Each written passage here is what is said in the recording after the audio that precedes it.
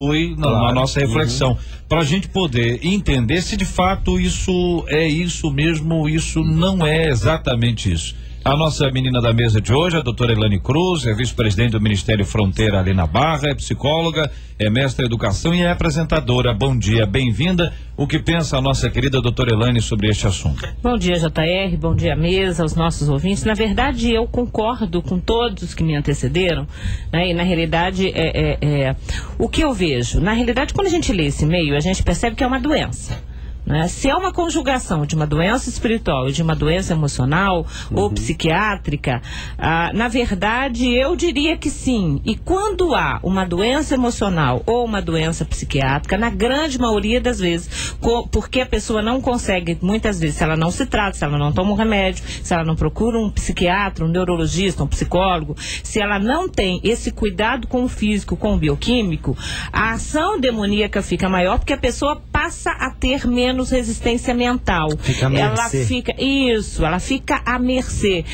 Como a gente às vezes usa essa expressão na igreja, né? Ela abre-se uma brecha que às vezes é bioquímica, que às vezes é fisiológica, que às vezes tem a ver com o cansaço, com a fadiga, e aí sim, Satanás, que não é nada educado, ele se aproveita de uma situação. Quando a gente lê o e-mail, pelas questões que ele fala, para mim fica muito latente essa questão de uma doença psiquiátrica que pode, a gente não está dizendo aqui, não há como também traçar um diagnóstico, dizer que ele é esquizofrênico, que ele tem algum tipo, de forma alguma, mas o que me parece, sim, isso está gerando uma certa ansiedade. Então, quando ele fala de sufocamentos, pode estar trazendo também questões de ansiedade, mas sem dúvida alguma, o que eu percebo é que há uma questão, um comprometimento emocional ou psiquiátrico. Satanás tem se aproveitado disso, porque também não dá pra gente fechar os olhos e dizer que o mundo espiritual não existe. O mundo espiritual existe, a opressão espiritual existe, mas me parece aqui que é uma conjugação. Uma coisa é certa, não está normal.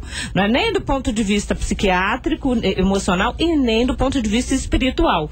Porque que isso aconteça como uma investida satânica uma vez a cada 5 anos, 7 anos, é possível. Acredito que todos nós aqui da mesa já sentimos isso, não é?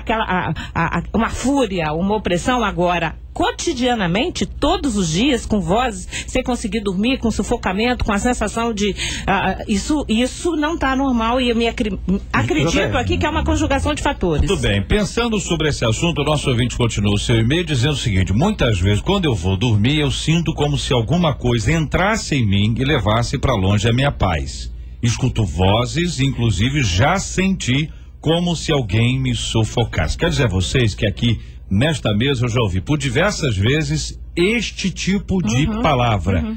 Alguém me sufocando. Tá certo? A pessoa, e tô cheio de e-mails aqui já, de pessoas que estão contando as suas próprias experiências. Nesta linha de raciocínio que nós estamos aqui implementando através dos companheiros que estão à mesa, existe a possibilidade de existir um enfoque muito grande nas questões de batalha espiritual, de maneira inadequada, de maneira incorreta, de maneira onde se dá mais valor às ações diabólicas do que às ações divinas, pelo que eu entendi na primeira palavra aqui estipulada. Temos também aqui a questão de um enfoque psicológico, onde existe a possibilidade de se existir distúrbios ou qualquer tipo de transtorno que envolva a psique do indivíduo, que gera isso aí.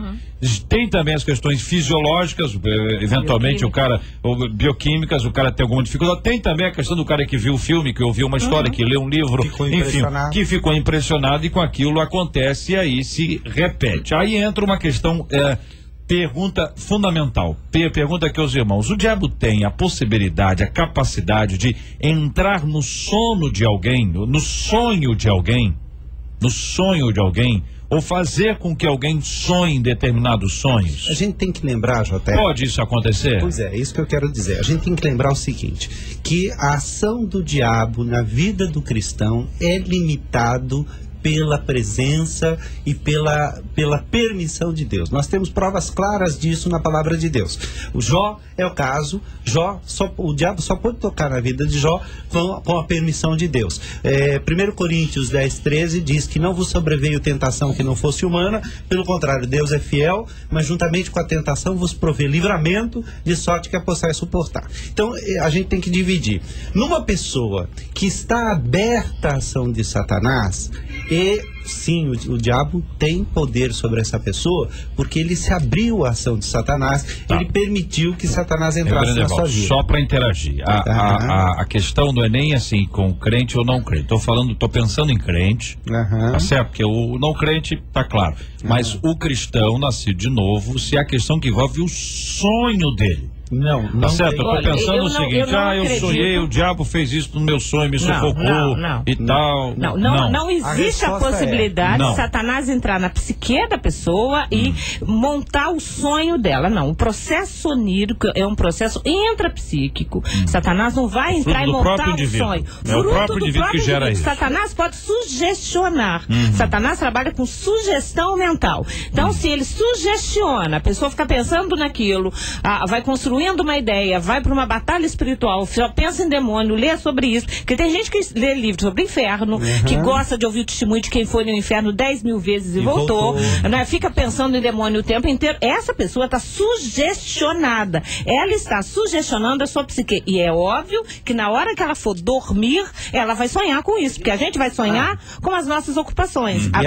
Freud diz isso, a psicologia diz isso, mas a gente vê a Bíblia dizendo isso, das muitas preocupações ou ocupações surgem os sonhos. Então, ninguém se iluda. Se eu passo o dia pensando em desastre, lendo sobre desastre, só vendo notícia ruim da internet, eu vou sonhar com isso. Pode ser que eu não sonhe hoje. Isso, mas é isso sonhar. Que a pessoa às vezes confunde, ela acha que vai acontecer, não aconteceu hoje, não é. Às vezes vai acontecer daqui um mês enfim, depois, é verdade. E JR, tem que lembrar, o diabo não é Deus.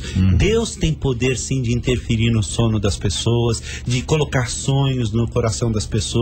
A gente tem provas bíblicas disso, mas Deus é onipotente. O diabo é criatura e ele não tem poder de interferir na mente de alguém. Ele lança setas. Existem aqui vários depoimentos dos nossos ouvintes com histórias assim bem estranhas. Eu tenho a impressão que o pessoal que está ouvindo a gente vai sonhar alguma coisa, porque tem muita história, mas é para poder ilustrar, para poder ajudar e resolver, gente. Não precisamos ficar com esse tipo de medo. Tem gente que passa, quando começa a anoitecer, já treme de medo, que vai acontecer aquilo, vai acontecer aquilo outro. Nós vamos trabalhar esse assunto hoje para que você durma em paz. Sabe aquele sono dos justos, hein?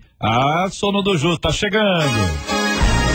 Pesquisa 93. Vamos à nossa pesquisa 93 de hoje, minha gente. A pergunta é: você já foi perturbado espiritualmente durante o sono? Até agora, a participação dos nossos ouvintes, 75% dos nossos ouvintes dizendo que sim. Você já foi perturbado espiritualmente durante o sono? 75% até agora dizendo que sim. Vamos ouvir a nossa querida Marcela Bastos, que está lá na reunião do Comércio. Alô, Marcela.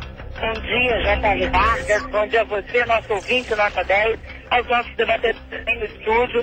E por telefone, J.R., 80% dos nossos ouvintes afirmam que já foram perturbados espiritualmente enquanto dormiam. Enquanto 80% dizendo que sim, pela internet 75% dizendo que sim. Os nossos ouvintes ligam 24610093 e respondem à pesquisa 93 de hoje e concorre aqui o livro Muito Mais de Deus do pastor Heber Silva, também aqui Amigas volume 2 para você que está ligando e participando com a gente aqui. Se você está na internet e está acessando a internet, acesse o nosso site radio93.com.br, você clica no ícone pesquisa 93, você vota e acompanha o resultado passo a passo com a gente. Se você está na rede do Povo de Deus, procure lá o seu irmão J.R. Vargas e os demais comunicadores aqui da 93 FM. Se você ainda não está na nossa rede, você entra no nosso site, clica lá em rede e faz passo a passo, e vai ser bom demais ser seu amigo, ser seu irmão também na internet. Marcela, do Comércio, alguma opinião aí para os nossos ouvintes?